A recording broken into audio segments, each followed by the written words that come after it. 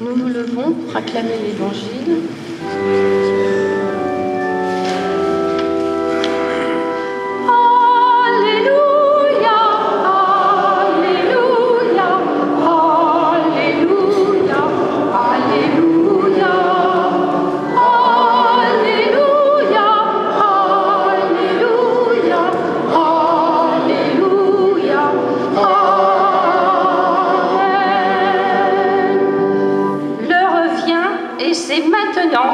Où les vrais adorateurs adoreront le Père en esprit et en vérité.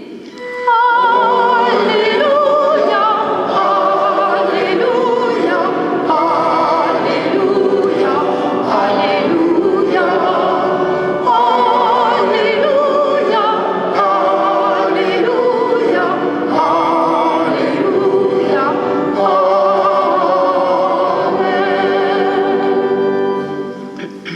Le Seigneur soit avec vous. Et avec votre esprit. Évangile de Jésus-Christ selon saint Jean. Gloire à toi, Seigneur.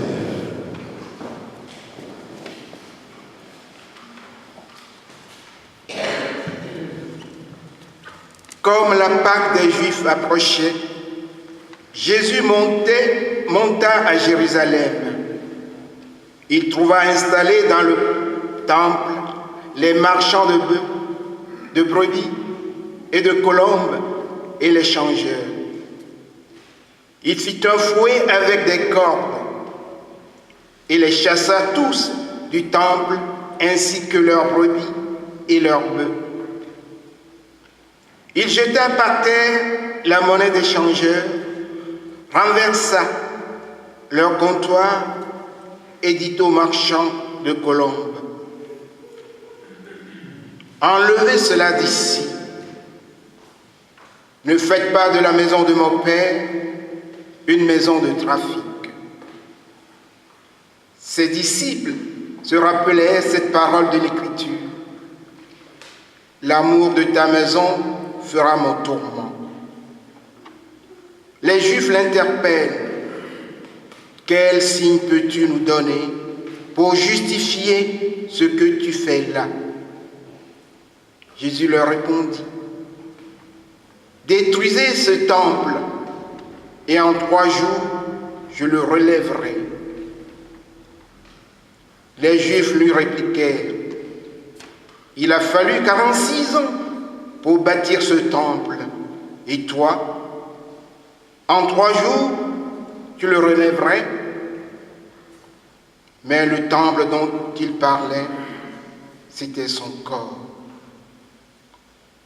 Aussi, quand il ressuscita d'entre les morts, ses disciples se rappelèrent qu'il avait dit cela. Ils crurent aux prophéties de l'Écriture et à la parole que Jésus avait dite.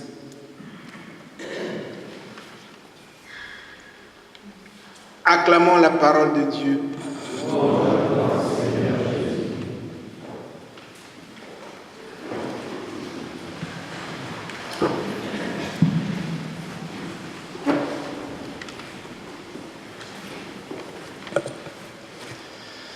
Et ce temple, c'est vous, c'est nous.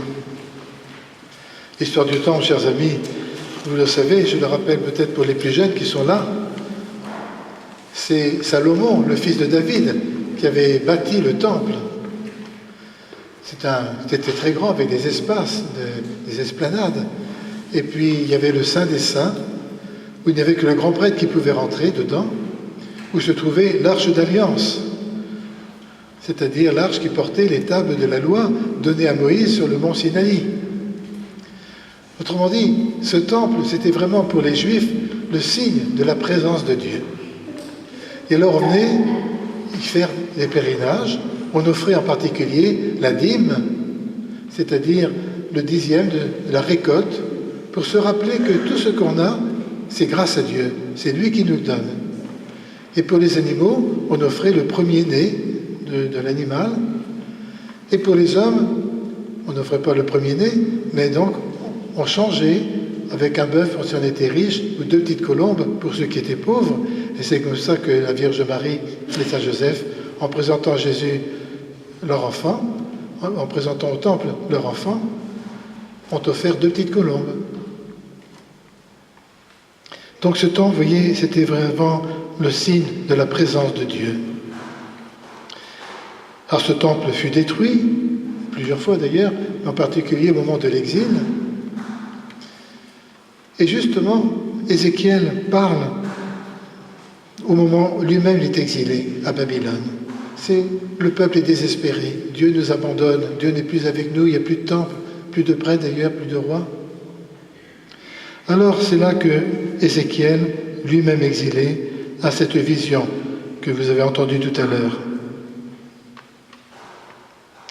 Cette vision d'Ézéchiel, c'est donc de l'eau qui coule sous le seuil du temple, même s'il est démoli, sous le seuil coule de l'eau jusqu'à l'Orient et même jusqu'à la mer Morte. Il faut savoir ce que c'est que la mer Morte. C'est de l'eau très épaisse, pleine de sel. Eh bien, cette mer va être assainie, va redevenir saine grâce à l'eau qui vient du temple de Dieu. Et cette eau, ce torrent d'eau, assainit tout sur son passage. Et la description que Ézéchiel nous fait penser à ce qui était marqué au moment de la création, dans le livre de la Genèse, des arbres fruitiers qui donnent des fruits tous les mois, et c'est luxuriant. Voilà. Non, Dieu n'abandonne pas son peuple. Voilà le message du prophète Ézéchiel. Alors les gens exilés lui répondent, mais le temple est démoli, le temple est détruit. Et Ézéchiel en a tellement la certitude qu'il leur dit, mais Dieu n'est pas lié à la pierre, Dieu est présent à son peuple. Et la foi de ce peuple est en train de s'approfondir ainsi. Dieu n'a pas abandonné son peuple, et ses largesses ne se sont pas épuisées. Alors vous comprenez maintenant l'allusion que Jésus fait dans l'Évangile. Détruisez ce temple, en 3 jours je le relèverai. Les Juifs ne comprennent pas, on le comprend. Mais les disciples se rappelèrent 3 jours du tombeau à la résurrection, et c'est de son corps dont il parle. Le corps de Jésus, et tous ceux qui sont associés à Jésus par le baptême, les disciples de Jésus, c'est le corps du Christ dans le monde. Voilà encore un message d'espérance pour une Église qui est au milieu de bien des épreuves, et depuis le début. Il y a beaucoup d'images dans l'Évangile qui nous montrent un peu la même chose. Vous êtes le sel de la terre, vous êtes la lumière du monde. Quelle prétention quand on se regarde.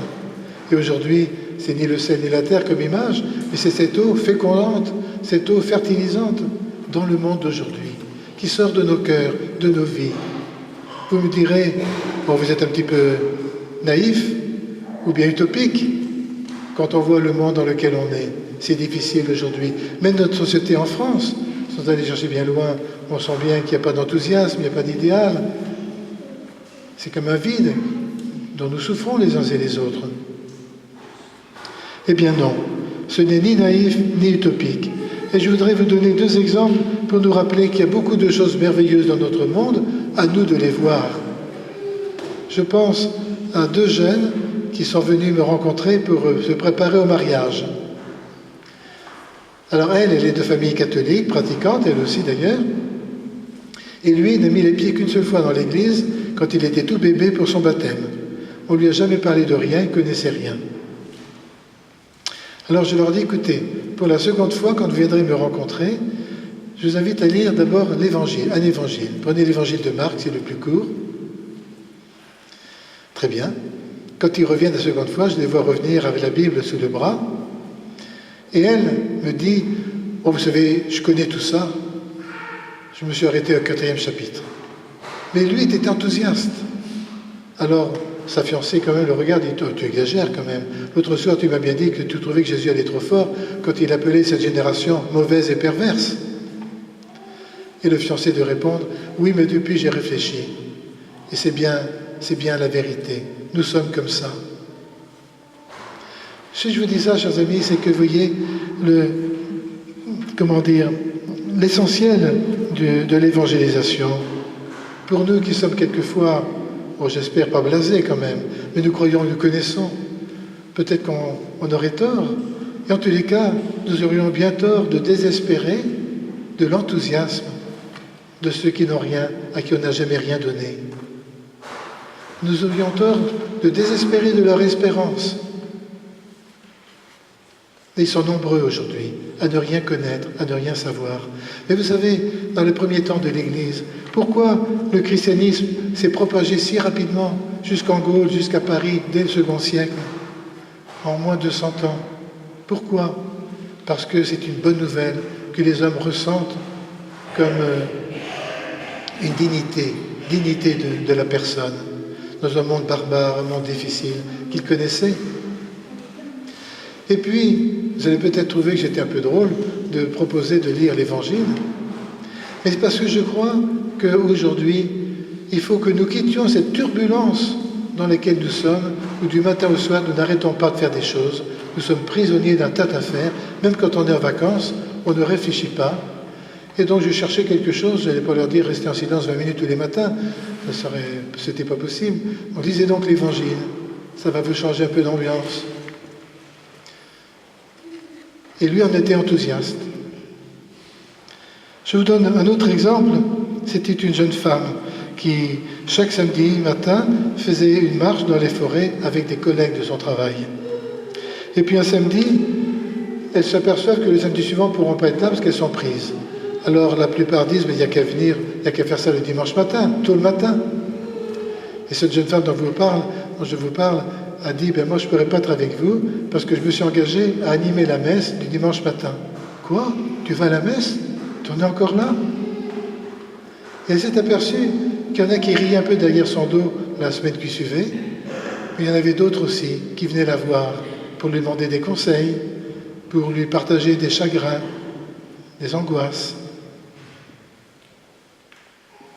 Chers amis, c'est un chemin tout simple. Le chemin que vous, les laïcs, vous connaissez, c'est le vôtre dans la vie de tous les jours. Personne ne peut vous y remplacer. Il n'y a pas de tapage, c'est simplement l'affirmation tranquille, paisible, d'une personne qui se dit croyante, c'est tout. Sans racolage, sans marketing. Vous êtes le temple de Dieu. De vous, de votre foi, de votre cœur, coule une eau assainissante, une eau qui fait du bien au monde. Croyons combien nous sommes utiles aujourd'hui au monde et pour le monde. Vous êtes le temple de Dieu. Ne soyons pas fades.